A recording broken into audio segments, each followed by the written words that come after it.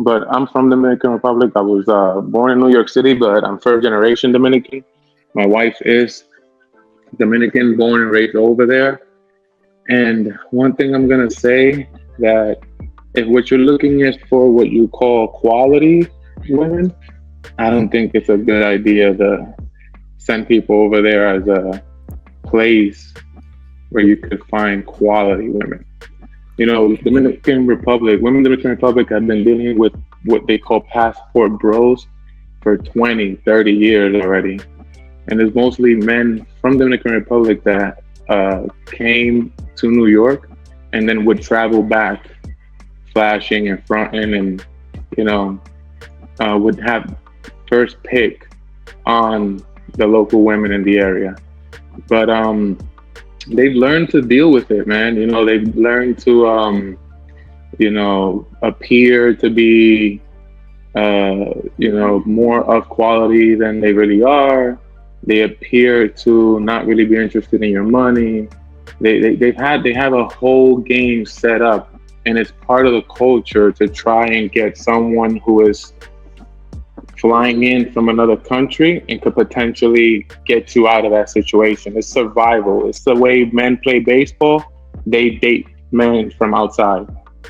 So Pablo, that's the whole country you're speaking about, Pablo. You're telling me that we can't even find one wife-boat chicken in the DR in 2023? Are we going to generalize the whole country, bro? There must be some spots in DR, like in a city, that we can find wife-boat chicks, Pablo. Break it down for us. But one of the things I will say is that I operate on a balance of probability, right? So the same way that I would tell someone, maybe if you date a woman who has a promiscuous past, there may be a lower probability of her having characteristics that are conducive to a good marriage, right? That's the same way I would tell you that trying to go to Dominican Republic and find a quality woman with the qualities needed for a good marriage is a lower probability than even here in the US, and we know the problems that we have here. Can I ask why there's a low probability there? There must be attributes. So they've only adapted the parts of feminism that are fun. So like the sexual liberation part of feminism, they've like embraced it wholly. You can see it in the music, urban music over there, like dembow and reggaeton. Yeah. It's super, super hypersexualized, even to the level of like the lower economic social status. Even people out in the country listen to this kind of music, and it's super, super everything. All parts of the Dominican culture is hypersexualized. It's just part of the culture, dancing, everything is very sexual. And then on top of that, you have that this like imported sexual liberation movement, but you don't get the other parts of feminism that actually benefit men, like the whole sharing of the bills and all that.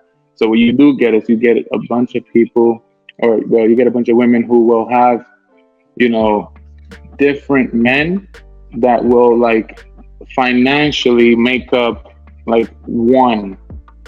Or they'll get one person outside the country that could, because of the financial situation they're in, and the fact that, money from outside the country sort of like exchanges to a better rate over there. They maybe can feel like they're like fulfilled by that one person outside, but then what you don't have is the time.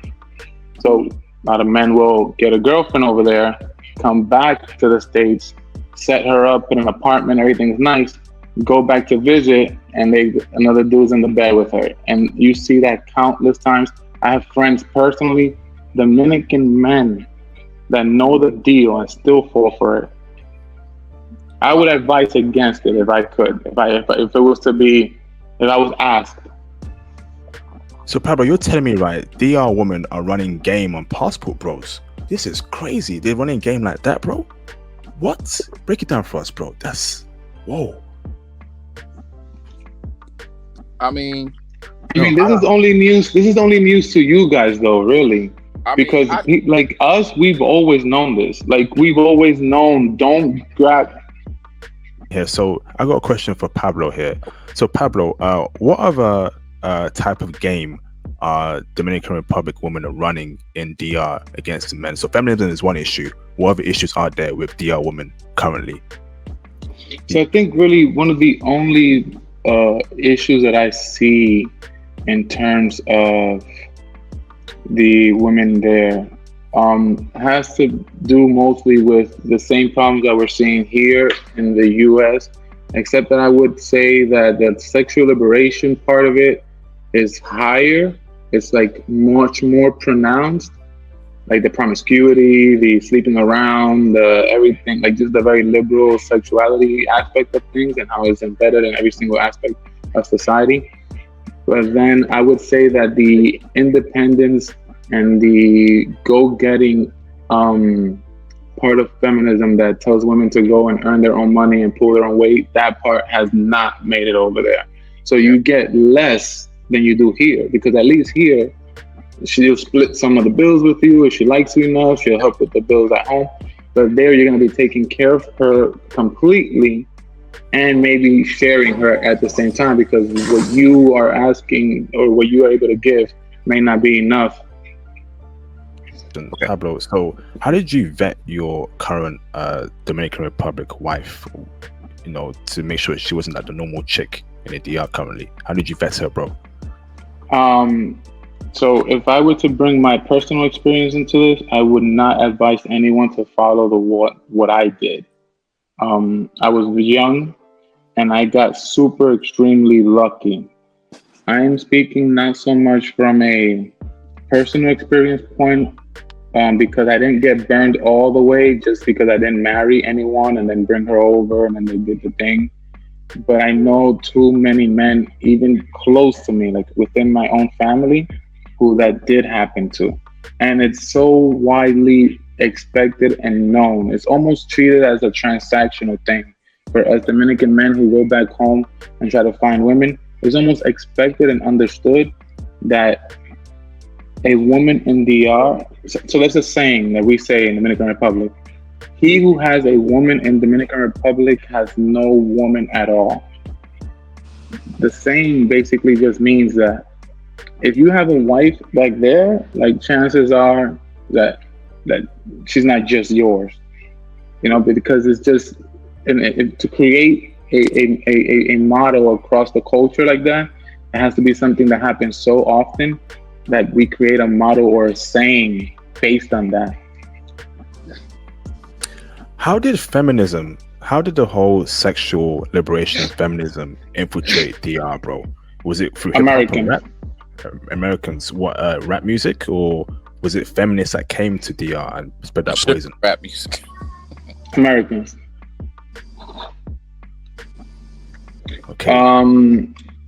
Dominican Republic has always been heavily influenced by American cultures. It started mostly in the upper classes and in the bigger cities, and then eventually started making its way mainstream across the rest of the country. You know, it's weird because the hypersexualization of the Dominican woman occurred not only as a result of feminism. It was also part of colonialism first.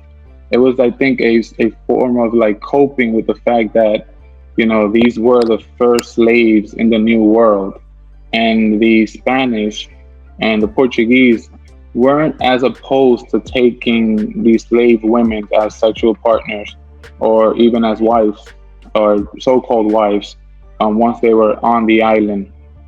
So the hypersexualization, you know, already was there, but there were stringent sort of like guidelines through religion. But since Americanization started occurring and the country started moving towards a more liberal ideology, religion has started to be lost, and the feminism, sexual liberation sort of ideology was starting to replace that. Wow. And